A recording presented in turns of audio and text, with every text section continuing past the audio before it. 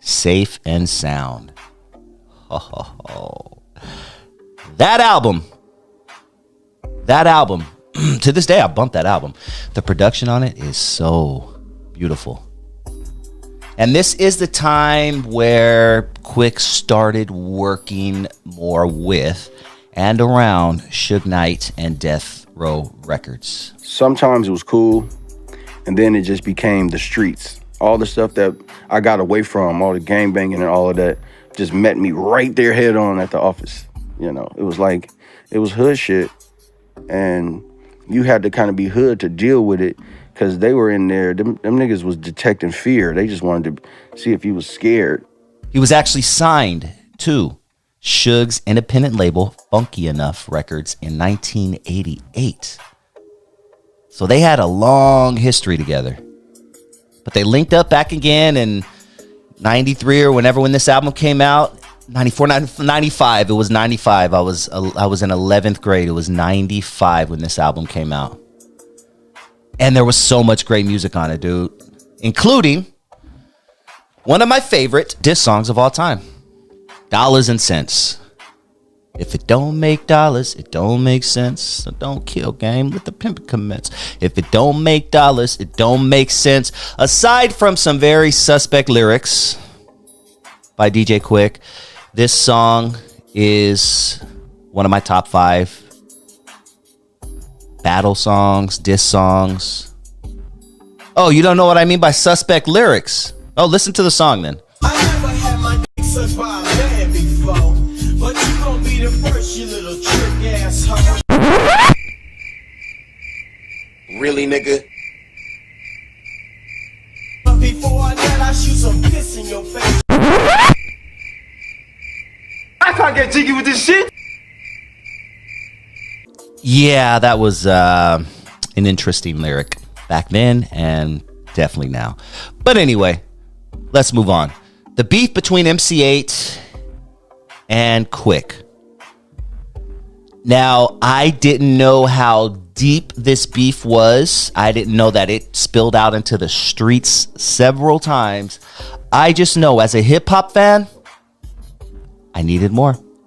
So looking back now, I didn't understand much then, but looking back now, it all started with Quik's red tape. It was a tape that was floating around the hood. It was Quik's, what do they call it? His demo, I guess, for lack of better words, but it was huge in the streets. Apparently, I at that time had never heard it. I've heard it several times since then, but at this point in 93, 94, 95, I had never heard the red tape.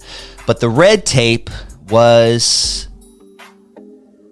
there was a song where Quik dissed MC Eiht. He had a line that said, "Top of the tree for CMW to see." Top of the tree, treetop, meaning he's from Treetop Pyru, for CMW, Compton's Most Wanted, to see. Of course, Compton's Most Wanted, and especially MC Eiht, did not fill that line because this is the streets. This is Compton. It was just friendly competition because they were from different sides of the track, you know. Right. MC Eiht was a Crip and Quik is a Blood, allegedly, you know. Of course. You know, so that was just neighborhood. Compton is a pretty small city when you factor the fact that it has hundreds of different gangs and things like that. It's easy to run into someone else in Compton. So for them to be in the same city and Quik to say this, MC Eiht said, I have to come back. And back then, guys, there was no Twitter. Back then, there was no YouTube. There was no Instagram Live where you could pop on right away after the diss and be like, oh, yeah, and then bust a freestyle 30 minutes later after they dissed you. No, sometime, you had to wait till your next album came out to diss the person back. So imagine you just sitting there for 8 months till your fucking album drops in August. This motherfucking January. I can't diss this nigga till January. This shit ain't gonna come out till January. Meanwhile, you wrote it and you wrote it right away, but it's like, damn, the world ain't gonna hear it for 9 months because you couldn't just release music like you can nowadays. It was way stricter. Music came out on Tuesdays. It was a very different time. So MC Eiht had to wait till his album came out, and then which was Straight Checking Him. He had a line, something along the lines of "Biting Me Quick, you can get the duck sick." It was on the song called "Duck Sick," which is a play off of Sick duck. How you get it? Suck. But yes, I remember that, and I didn't even catch that line at that end. That's how subtle it was. Like, I liked the song, I loved the song, but I didn't even get it back then. I was just bumping MC Eiht. I love that blue tape that they had where they're all in the car. That album was so dope, and I never even got it, so I had no idea they were even going back and forth. No idea. But Dollars and Cents, man, that was a good one. That was a good one. Yeah, that was a good one. Comment down below, what are your top 5 diss songs of all time? Top 5 diss songs of all time. And please remember to hit that like button and that subscribe button if you are new to the channel and you like what you are hearing. All right, my top 5. That's kind of hard. I'm just throwing it out there right now, so this may change later. Dollars and Cents is up there.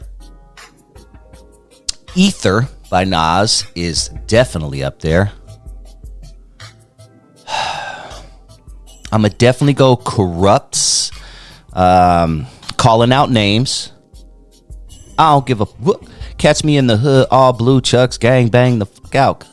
Only thing I like that Rob Ruff is Eve, and all the rest of you niggas that Rob Ruff can T. I'ma tell you one more time and I won't say it again. Corrupt said it, motherfucker, from beginning to end. Salamander ass, caterpillar ass, motherfucker. Bust ass, fake ass, killer motherfucker. If it wasn't for the West, these rap niggas would've need a vest for their chest. Quoted by my fucking homie X. The Lockshot, my motherfuckers can't forget y'all. And that's spoken on by the motherfucking dog. All the rest of y'all, tell them like this. Eat a fat bitch.